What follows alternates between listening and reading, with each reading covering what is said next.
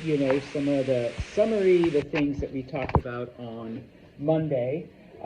Just to briefly go over, remember, Rome, like other civilizations we've looked at for the thousands of years of human history, starts off as a village.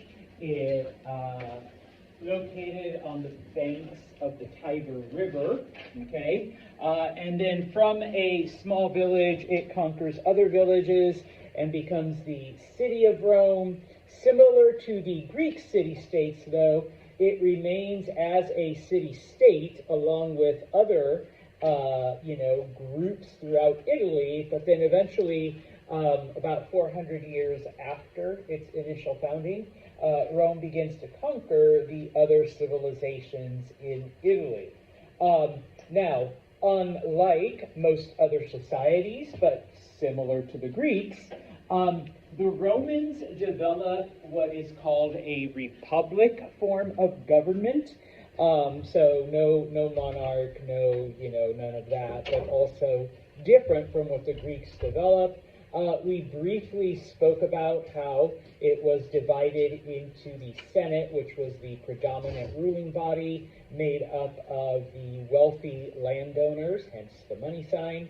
And then later on in history, we have the assembly, which is made up of the people without wealth, all right?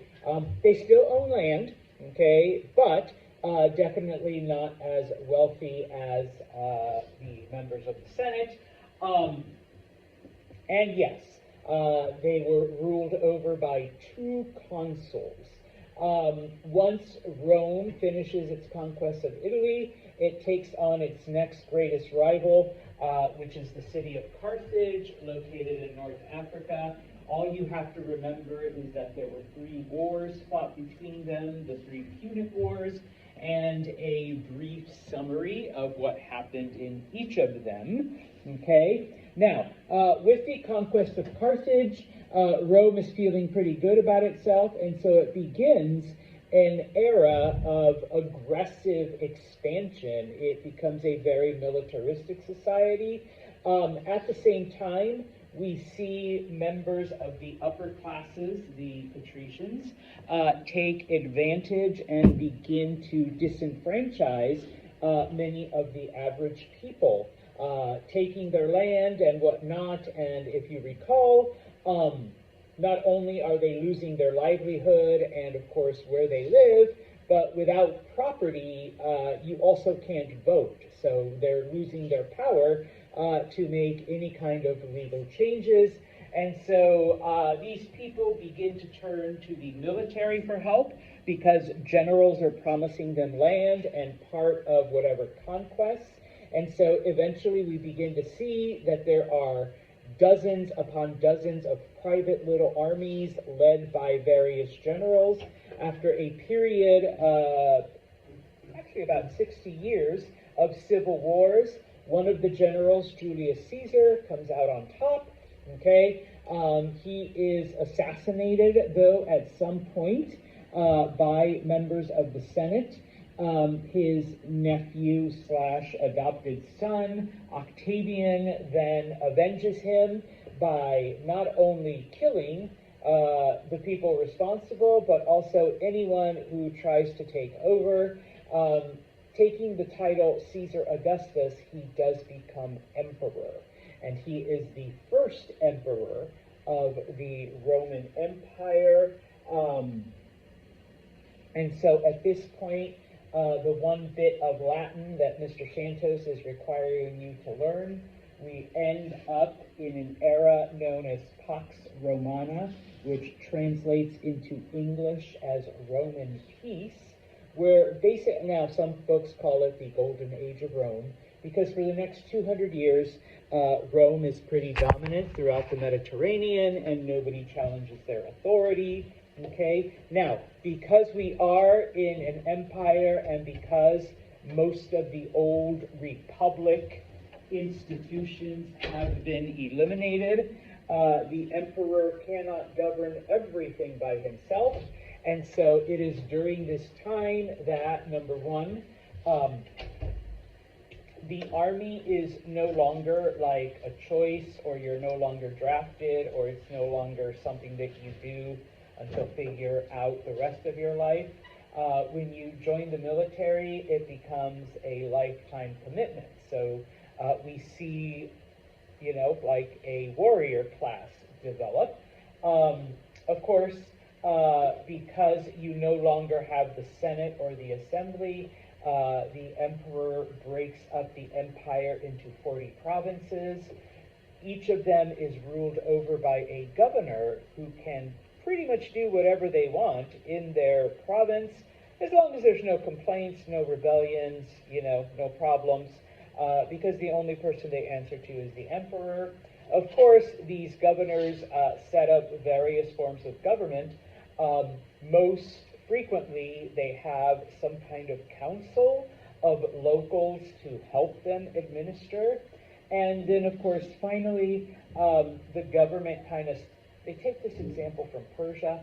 They step away from the everyday chore of collecting taxes, and private entities then become the tax collectors, okay? And so we finished off looking at the various provinces that Rome becomes divided into, and how many of those, like Britannia and Belgica and Asia and Arabia and Egyptus and Africa and Hispania, are words that we, eventually morphed into our modern English, okay, into giving those names of the area. All right. Now, I do want to start, okay, with a quick, there you are, video clip, just to kind of give, a little background. So, let's see. Rome was one of countless small kingdoms jockeying for power in central Italy. But unlike many of its neighbors, who were suspicious of outsiders, Rome was a safe haven for ambitious outcasts. Romulus said, given the fact that we don't have any population, I'll create an asylum. I will create a sort of a free zone for anybody. Runaway slaves, brigands, pirates, whoever. Come and be part of this great idea, which is Rome. That's a very unique attitude. And so from the very beginning, it seemed that the Romans were very open. This openness encouraged a free exchange of ideas. Among them were engineering theories imported from other cultures. By borrowing the technology of neighbors like the Etruscans, Rome expanded into a regional power.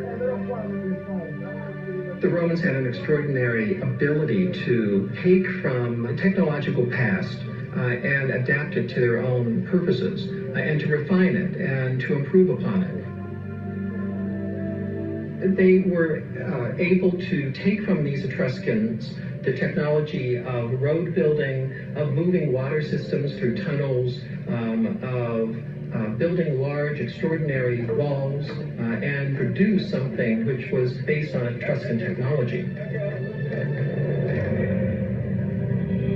The city's first major engineering achievement was the Cloaca Maxima, an extensive sewer system. I'm going to stop right there. So the Romans are renowned to be some of the greatest engineers in history, and we will talk about their engineering prowess. But just to give you a brief background then. All right. Now, moving on. Okay. Most of the major cities, okay, were centered and were built in the quote-unquote important parts of the empire. Italy, obviously, okay. Africa, after taking over both Egypt and Carthage, become important centers. I should have put Anatolia, but, I was lazy. Modern-day Turkey, okay, where we see various cities built up. And then finally, in Spain, because after conquering Carthage and, of course, moving into Spain, the Romans discovered that, hey, this is pretty good farmland.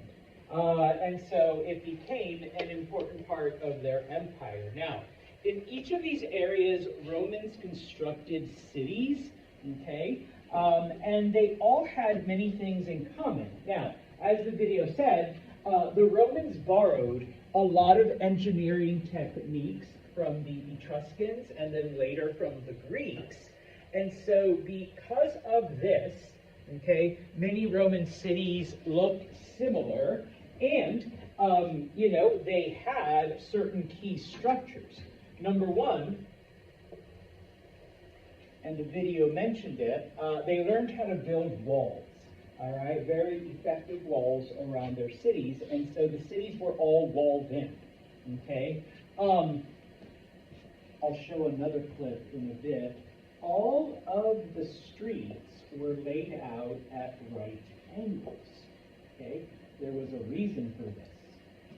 I don't want to spoil that, okay? And then finally, all right, there was a forum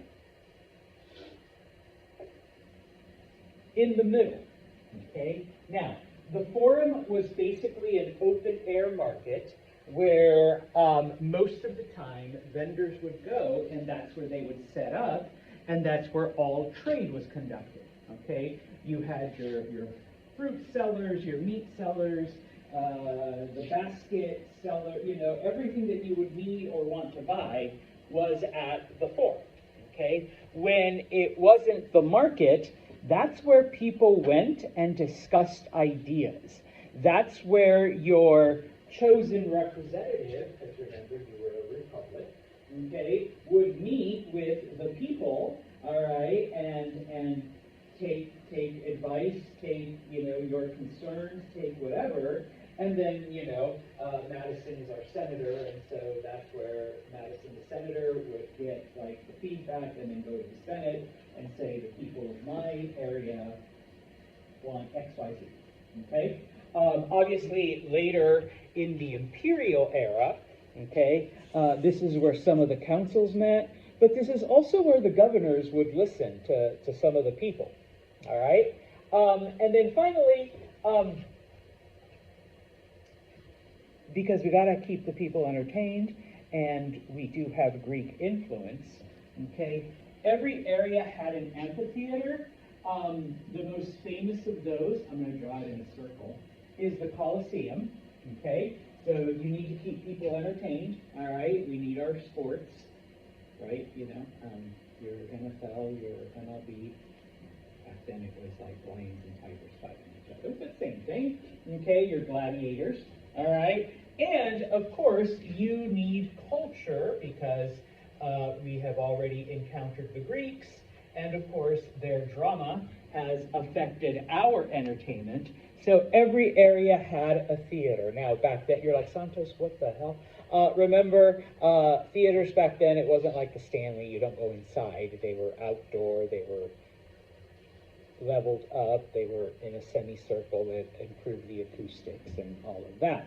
So this was every Roman city that you would encounter, okay? Taking the principles of the Etruscans and, of course, the principles of the Greeks and whatnot, okay? Now, some of the things that made the Romans special, we will talk about engineering in a minute, okay?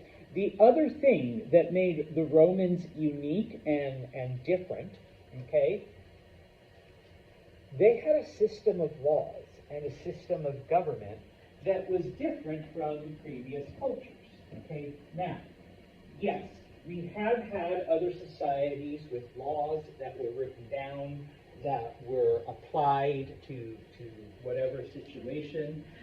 You know, we've talked about Hammurabi's Code. We've talked about a couple other areas, you know, the Persians and whatnot, the various traditions and rules. Specifically with Hammurabi, you know, eye for an eye, and, you know, if you're the upper class, you pay a fine. If you're equal, you pay. If you're losing an eye, if you're a slave, you're dying, okay, type of thing. And it all depended on who you offended and whatnot. Well, the Romans had that, but then they added okay? Because when it came to Hammurabi's code, okay, what was the penalty for pretty much, you know, I'm sorry, I already mentioned it, death. How was death carried out? Ooh, drowning in the river, okay? Lower classes died, middle classes, all right, people, poke an eye, I lose an eye. Upper classes, you pay a fine, and the fines were set out. Well, the Romans were kind of like, okay, yeah, that's not really fair, all right? We need to look at the circumstances. Maybe the slave was being beaten, and they were just defending themselves, okay? And yeah, you know, Ira is, you know, really bad at fighting, so, you know, slipped and broke her head and boom, dead, okay?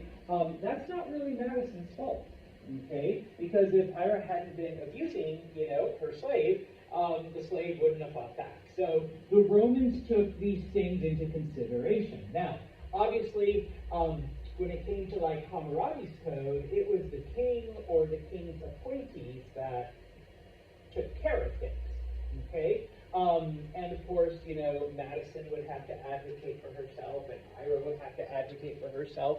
It was the Romans that came up with the entire system of special people who knew the law, lawyers, okay? We don't have lawyers before the Romans, okay? And of course, you know, the emperor can't listen to all of this.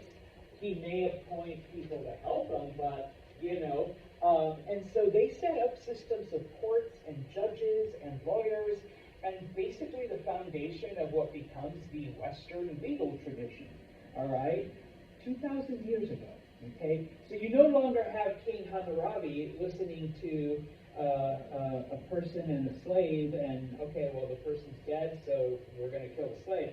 No, we've got now, you know, lawyers for people. You can be a lawyer next to me as well, arguing in front of a judge, okay, because the emperor is busy doing other stuff.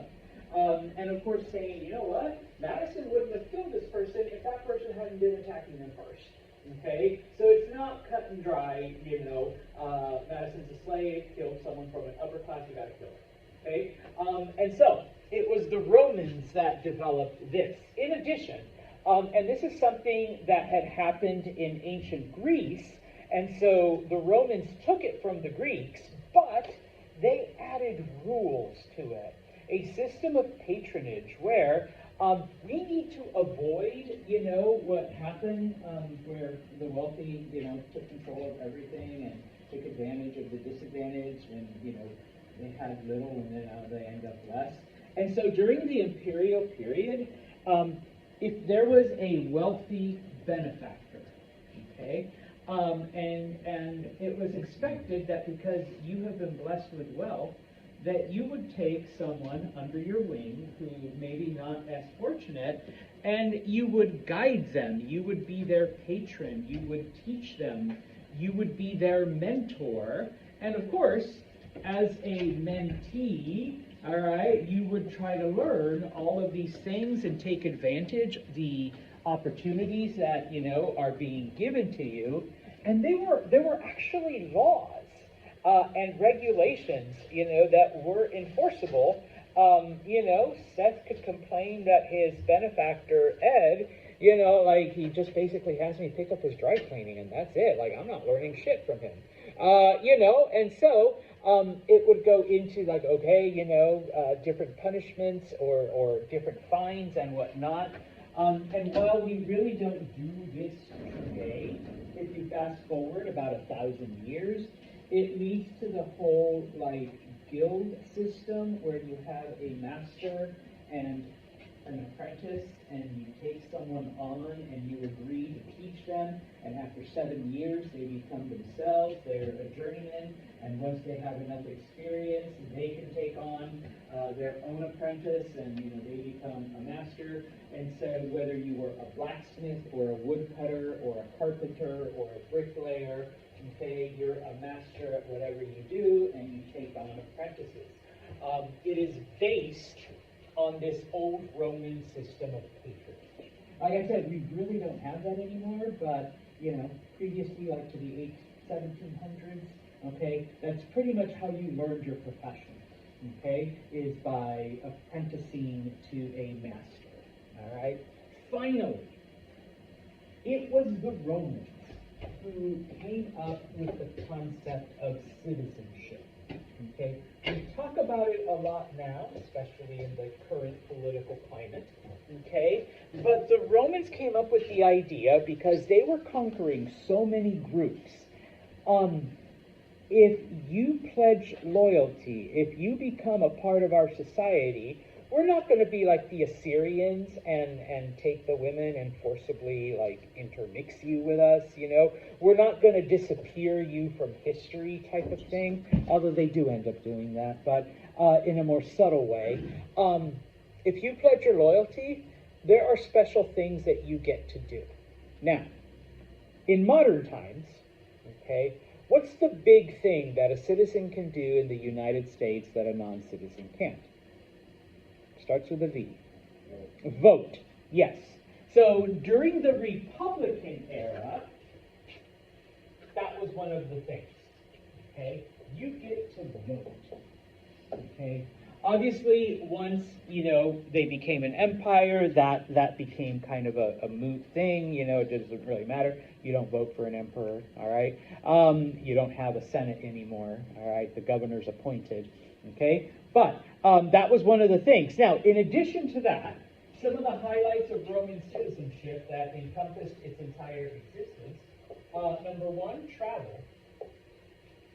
If you were a non-citizen, if you wanted to go from Egyptus to Syria, you had to get permission, all right, from your governor or whatever council, and of course from the area that you were going to. If you were a non-citizen, if you're a Roman citizen, you can go where the hell you want, okay? So, number one, the benefit is travel, okay? You can pretty much go wherever you want, all right? Number two, freedom from abuse. Okay? Roman soldiers, the Roman military, they didn't quite abide by some of the things that we have today. All right, and if you mouthed off to them or if you disobeyed them, they would, pardon my Latin, beat the shit out of you. Okay? If you were a citizen, though, you could just say, I am a citizen, and they had to stop. Okay, because one of the privileges was that you don't have to suffer abuse at the hands of the military. We saved that for them foreigners. Okay, so you're a citizen, boom. Okay, now let's say you commit a crime. Doesn't matter if you're a citizen or non-citizen or whatever, because the law applied equally to everyone. All right, that's another concept. All right, everybody was equal before the law. All right? But if you were a citizen and you were convicted of something, only citizens had the right to appeal that decision. Okay? If you were a non-citizen, that's it. You've been sentenced to 6 years in jail, you're going to jail for 6 years. Boom. End of story. That's it. It's over. We've got the best legal system in the world. You lost. Okay? If you're a citizen, we've got Citizen Ed over here, okay, he could tell his lawyer to, hey, no, we're appealing this. And you could appeal it.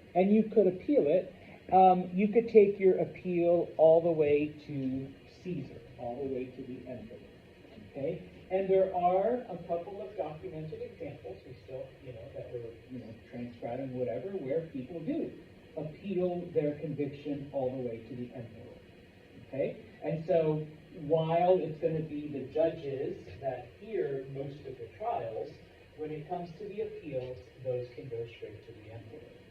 But only if you're a citizen. Okay? So are you willing to pledge your loyalty to Rome for these privileges? Okay? Now, later, when the empire was on the verge of collapse and in deep trouble, if you were a citizen, Okay, I'm going to put this later, okay, when things are, okay?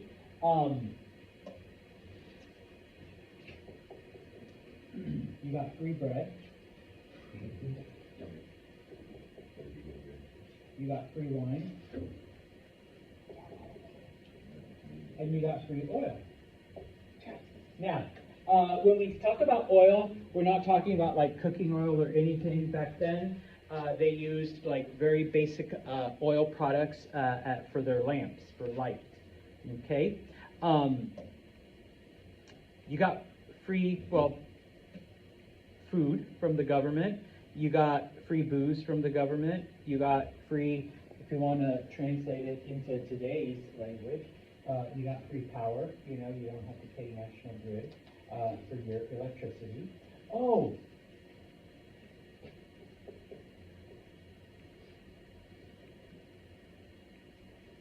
free entertainment. In the city of Rome, if you were a citizen, your entry fee to the Colosseum was free. You could watch all the people get eaten by lions or the gladiators fight or whatever spectacle, okay? Now, I say this was later when the empire was on the verge of collapse. Historians refer to it as bread and circuses because if society is going to hell, if you guys are fed, if you don't have to worry about food, fuck it. Let society go to hell. If you guys are drunk, fuck it. Let society collapse. I'm drunk. Okay? If you don't have to worry about lighting your home or heating your home. And of course, if you get to go to all the Bills games you want for free, I know some of you are Bills fans, or, you know, Yankee games for free, you don't have to pay anything, you're being kept entertained. All right, you ignore the fact that the Germans are invading and that we're losing land and that our economy sucks. I often tell people, yeah, you guys are all like, oh my God, they're giving welfare to people and they're doing this and they're doing... You know when you really have to worry is when the government decides to pay for your booze and your Bills tickets. Because they are distracting you from something big, okay? Type of thing, all right? Those were the perks of citizenship, okay? And it was the Romans who came up with it, all right? So, moving along in history, okay, after their conquest of these various areas, Rome becomes an agricultural powerhouse because most of these areas are in fact very fertile and the Romans are working hard to make it prosperous, okay? Most of these were in Africa, and by Africa we're talking about Egypt, predominantly Egypt, all right? Because for thousands of years, Egypt is like one of the most productive areas as far as agriculture goes. But the areas in what used to be Carthage and other surrounding bits aren't that bad. As I already mentioned, Spain, because of its tropical Mediterranean climate, all right, becomes a very important part for the agricultural health of the empire. And of course, specifically in the south, southern France, also, okay, becomes an area of agriculture. Now, of course, in order to do all of this, we do take one of the bad things of Greek culture, and that is either chattel slavery or slavery where you're only taking slaves because you want them to do all the work that nobody else wants to do, okay? Or in this case, once you own the slave, you own the slave forever, and you tend to make a lot more money if you don't have to pay your workers, okay? So obviously, in order for it to be prosperous, you need chattel slavery. We see the expansion of what we call plantation agriculture. Remember that through most of human history, people were farmers not because, oh my God, I really, really love carrots, so that's all I'm going to plant are carrots, so I can eat carrots 24/7. But you became a farmer, or you farmed in general, so that you and your family don't die. and you grew enough food, and you then preserved it, you canned it, you stored it, and you hoped and prayed to all the gods that you would make it through the winter, and then once spring came, you planted and you started the process all over again. Okay? Well, now, why is Ed growing 3,000 acres of carrots? He's not going to eat them all, and he's not going to make carrot bread, and he doesn't love carrots that much. What's going to happen with all of those carrots? He's going to sell them. He's going to make money, and then with that money, he's going to buy the shit that he really wants. Okay? And so we begin to see that happening in areas of Spain and France and whatnot. And in fact, successful farmers begin to provide advice, because remember, if you're wealthy, you become a mentor, okay, a patron to those who aren't. And so we begin to see, hey, you want to be a rich farmer? Here's what you got to do, okay? Now, I use carrots as an example just because, but the predominant crops, all right, wheat and grapes, which, looking at our thing over there, what do we use wheat for? Bread. What do we use grapes for? Wine. Okay. Olives? Oil. The oil. And of course to eat as well and to cook with. Okay. And then of course, if you weren't into growing shit, then you could be a rancher type, so cattle and sheep, and all of the things that they provide. And so, someone like Mars could have like 1,000 sheep, not because Mars loves sheep and they're cuddly and fluffy, but I mean they are, but for all of the things that come from them. Now, obviously, well, let me skip to mining. Those areas outside of Africa, Spain, and France, specifically Anatolia, Turkey, parts of northern France, parts of Italy, parts of the Middle East, because, they really weren't, conducive to big-time farming. I mean, you could grow your food so that you don't die, but you're not going to have one of these, okay? We do see extensive mining operations and all kinds of metals being extracted. In this case, because the Roman Empire encompassed all of this, okay, even more so than the Greeks and the Persians, the Romans had the largest coinage system, the largest currency known to humanity. And in fact, if you're lucky, which I am not, if you ever come in contact with a couple 1,000-year-old old Roman coins, hold on to them, all right? Or buy them if you have the means.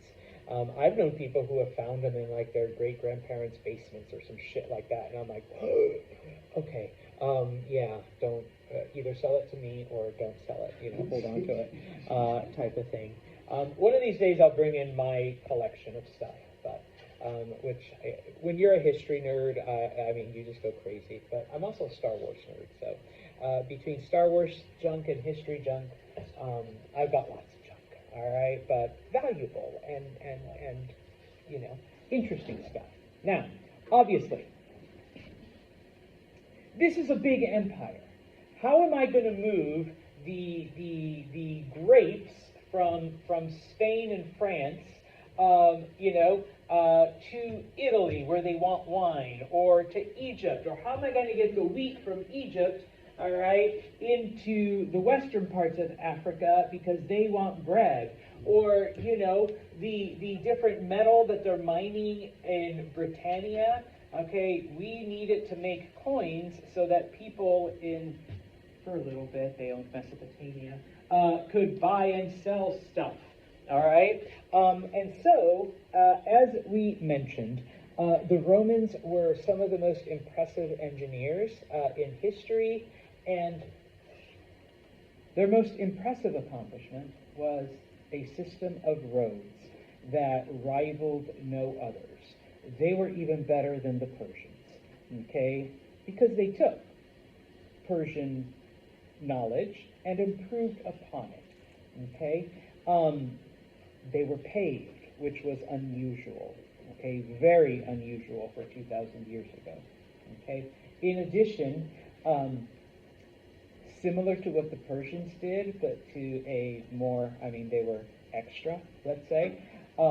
There were milestones. They actually counted out how far you've gone so that as a traveler, you would know where you were and how much farther you had to go to the next settlement, okay? As opposed to just having to remember, I think this road leads to, whatever village or whatever outpost. And in fact, the Romans made it so that they did write down, they called them itineraries. They were very early maps where it would show various roads and where they went and what towns and what outposts were along the way and how far they were and how long it would take the average person, whether you were walking or on a horse, to get from town A to town B.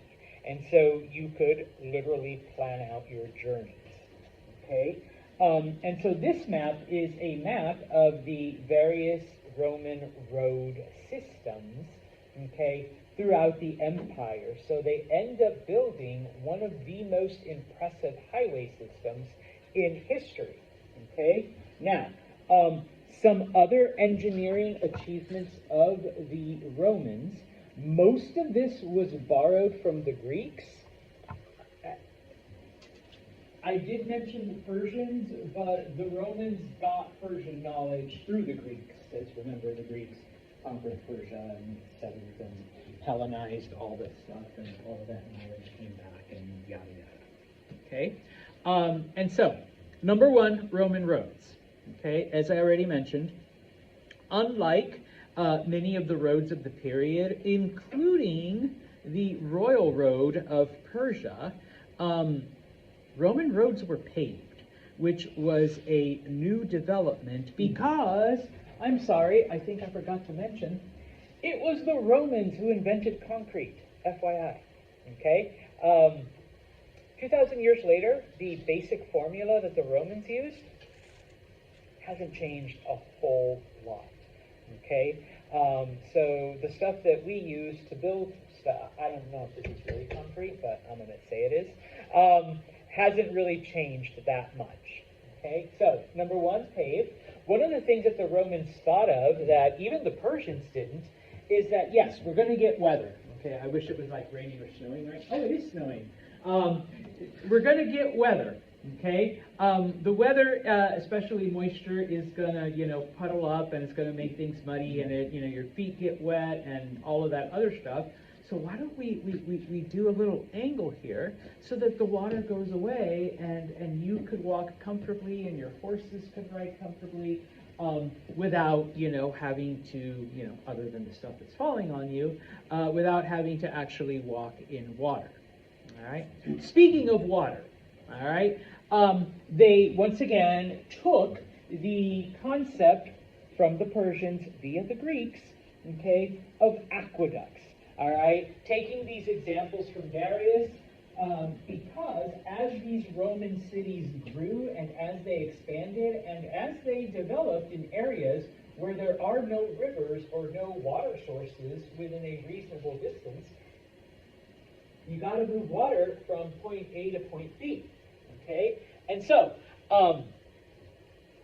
the Romans developed and improved on the concept that the Persians had started, okay, number one. Number two, Roman aqueducts went hundreds of miles as opposed to the Persian ones, which didn't go as far.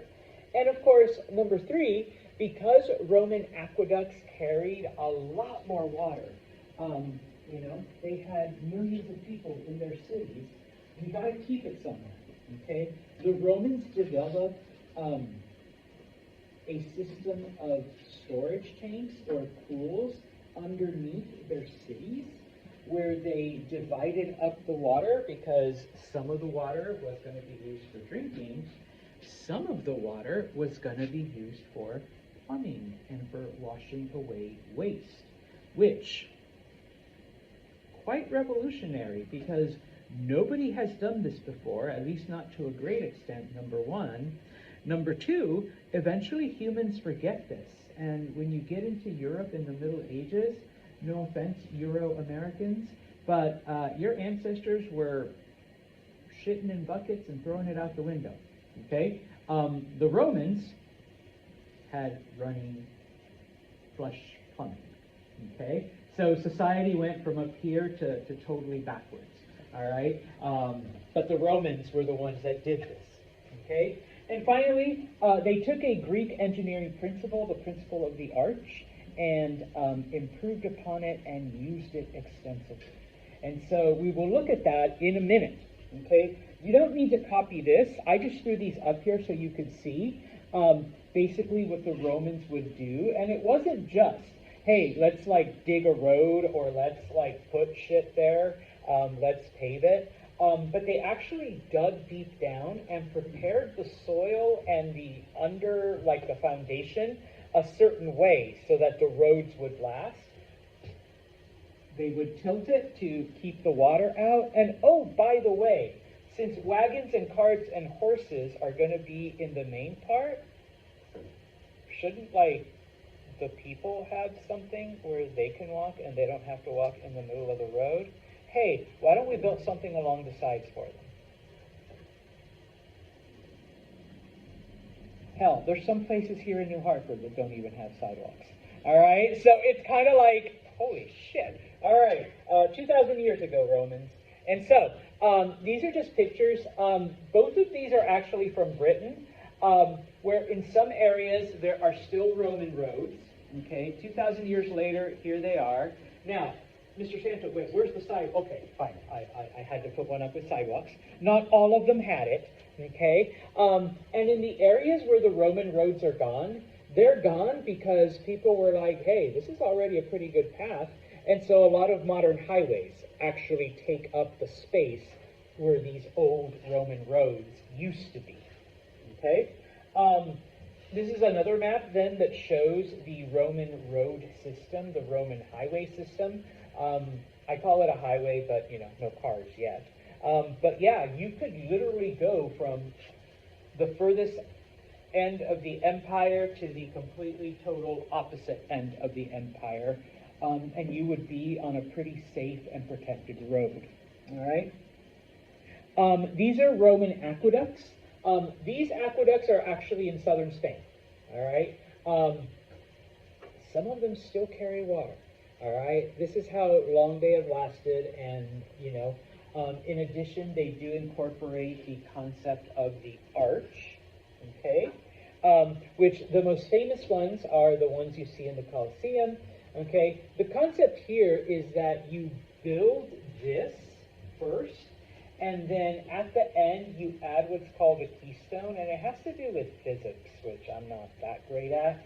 But it distributes the weight in such a way that all of those stones stay intact and they stay upright and they can hold an almost unlimited number of weight above it, all right? And of course, you save on building materials, all right? But you do have to engineer it specifically like this, which is what the Romans came up. You can't just start stacking rock, go out to your backyard and start stacking rocks and no, okay, you have to engineer it a certain way, okay? And so with that, I do have another video clip. Where are you? Wrote down the time. Where are you? 14. Right there. Time is running out. I'm sorry. Snap your W-2 and file your taxes 100% free now. Apply for your big... There we go. In antiquity, there were basically two modes of transportation. There was transportation through the countryside, either on horseback, but probably walking or in carts, or there was travel by